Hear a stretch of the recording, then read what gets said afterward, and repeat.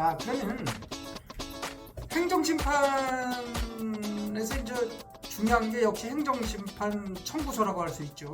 그 법원에 우리가 소송을 할 때는 소장이라고 하고 고소장이라고도 하고 또 이제 그게 형사소송에서는 고소장이고 민사재판에서는 소장이라고 하죠.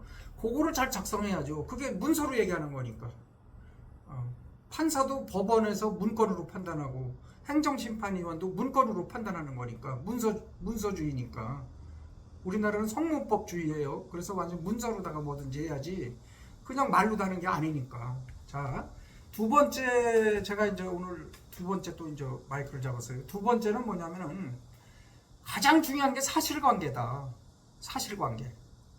자, 우리가 이제 어떤 문제에 대해서 이렇게 뭐 서로 대화를 나누고 해요. 그러면 그 사람이 도대체 얘기하는 게 뭔지 처음부터 이렇게 쭉 듣다 보면은 이렇게 쭉 우리가 얘기를 들어보죠. 그러면 뭐 옆길도 이리도 세고 저리도 세고 저리도 세고 이러다 보면은 뭐가 뭔지 알 수가 없어. 그래서 사실관계를 이렇게 정리를 착 해줘야 되거든요. 그게 이제 사실관계라고 되게 안 하고 재판은 사실관계라고 많이 정리를 하는데 보통 뭐 사건 개요 이래 갖고서 이제 개요를 잘 적어요.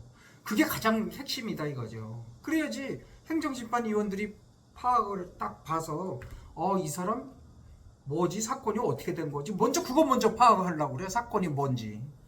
경찰도 마찬가지고 수사하는 사람도 마찬가지고 재판하는 사람들도 마찬가지고 행정심판위원들도 마찬가지예요.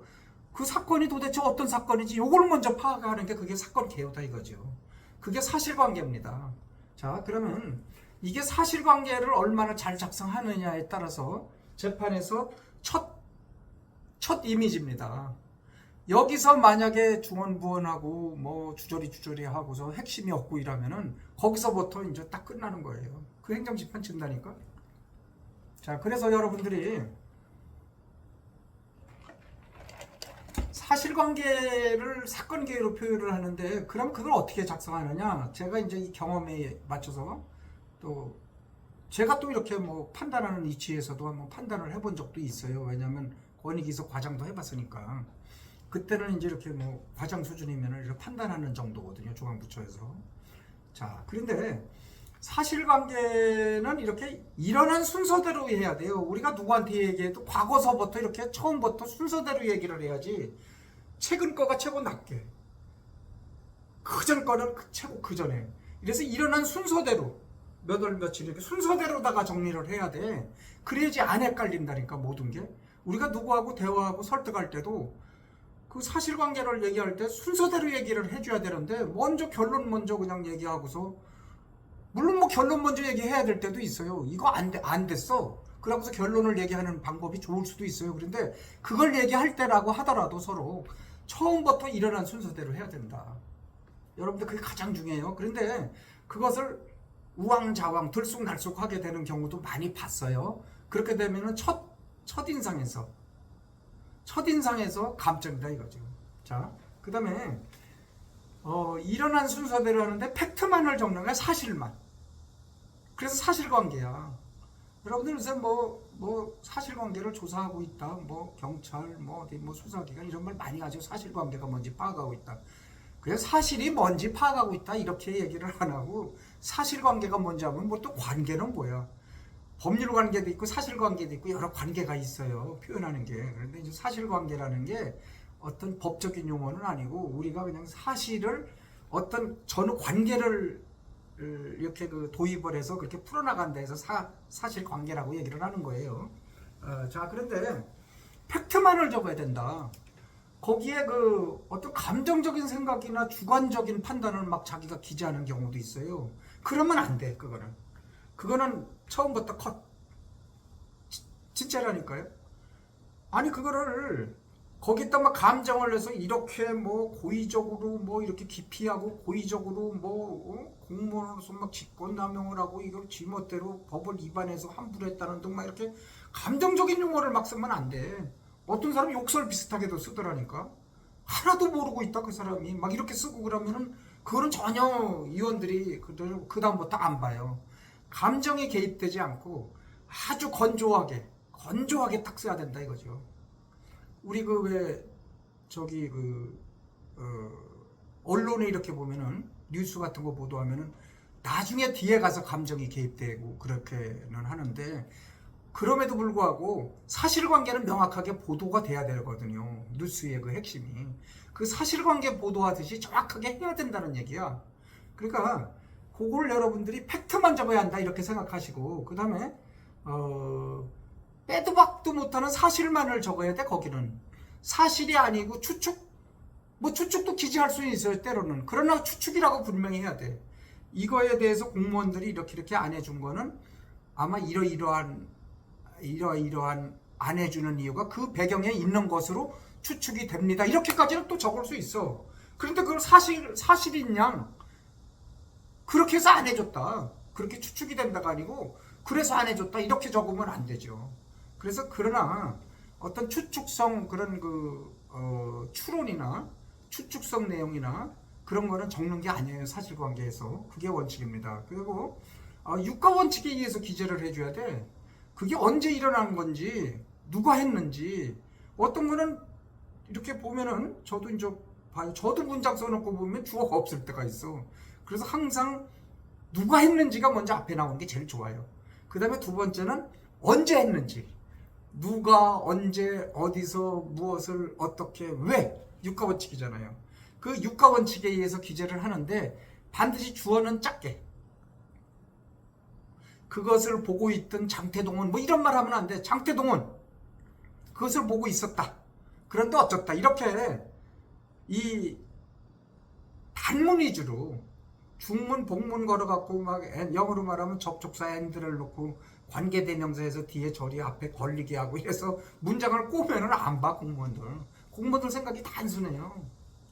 법령이 우리가 생각하기에 공무원들이 이 정도 파악 못해 이렇게 여러분들 생각하시겠지만 공무원들은 의외로 단순하다. 그래서 복문, 중문 갖다가 막 쓰고 and 그리고 막 그래서 판결문, 판사 이렇게 갖다 공무원들한테 들이대면 잘 안 읽으려고 그래요. 뭐가 막 복잡하게 막 앞뒤가 꼬여갖고 뭐가 명쾌하지를 않아. 여러분들 조선일보 한번 사설 봐요. 저 조선일보, 중앙일보 사설은 일부러 한 번씩 읽어보거든요. 왜냐하면 일을 위해서 명쾌하게 논리적으로 간결합니다. 단문을 썼어요. 단문을.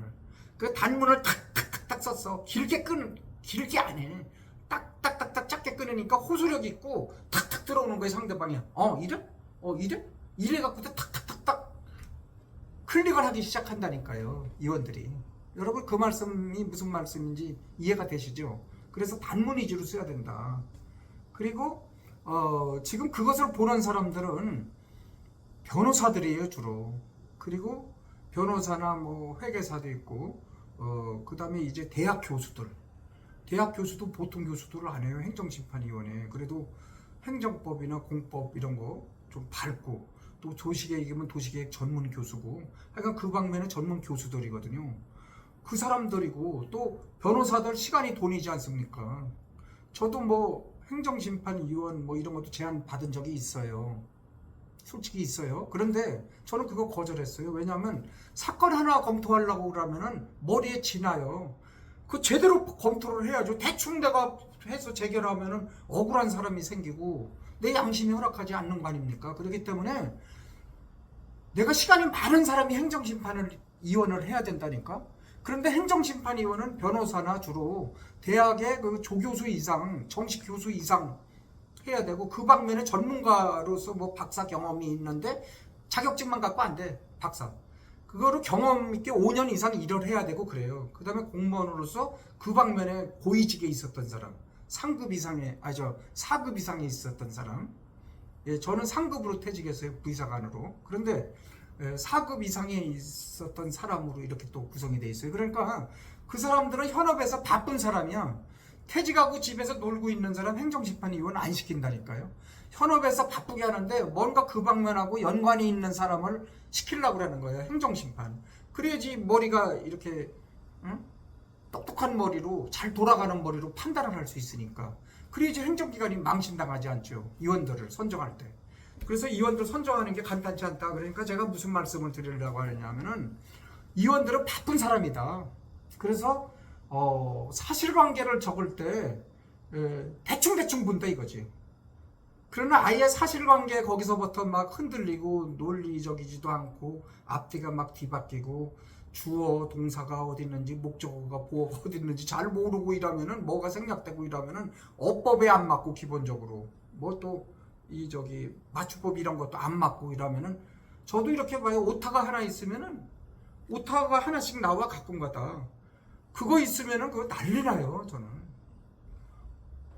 제가 옛날에 내무부 근무할 때는 오타 하나 있으면은 집어 던졌어요. 서류를 진짜. 한 30여 년 전에 진짜요.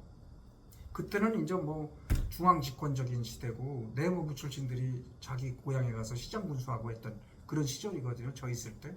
저 거기 기획예산 담당관실 예산계 차석도 하고 많은 중요한 일을 많이 했어요. 그때 요 단 하나라도 오타가 있다. 그러면 그걸 위에서 집어 던져요. 결재판은. 진짜 그랬어요. 오타라는 건 있을 수가 없다. 더군다나 전문직인 행정사가 이것을 대리로 했는데 행정사가 이걸 작성하고 했는데 변호사가 작성했는데 오타가 있다? 그럼 두 번 안 봤다는 얘기야. 세 번도 안 봤다는 얘기고. 그렇기 때문에 그건 싹 무시해버려요. 어법이 안 맞는다. 그건 아주 기본적으로 딱 제껴놓는다 이거죠. 그래서 이 핵심 요지가 뭔지 사실관계를 통해서 확실하게 알아야 되고 그 다음에 그거에 대해서 절대 의아한 점이 없어야 된다. 이게 뭐야? 뭐야 하는 게 안 나올 수 있도록 사실관계, 즉 다시 말해서 사건 개요에서 잘 시간 순서대로 그 다음에 달락달락 깨끗하게 이렇게 정리를 간결하게 해줘야 된다. 그러면 그것만 보면은 눈이 시원해지고 또 이게 머리가 맑아져야 돼. 그거 보면은 이거 뭐야? 이거 뭐야 이거? 이렇게 하면 안 된다 이거죠. 그래서 여러분들이 행정심판 청구서가 결국 청구서로 보여주는 거니까 청구서에 다 거기에 다 녹아 들어가 있어야 되니까 그래서 사실관계가 중요하다. 오늘 이제 두 번째 시간은 사실관계가 얼마나 중요한 것인가. 사실관계에서 실패하고 사실관계에서 엉터리면은 더 이상 안 보고 거기서 끝난다. 그렇게 생각하면 돼요. 네, 그래서 여러분들 그런 점을 오늘 또 제가 한번 말씀을 드렸어요.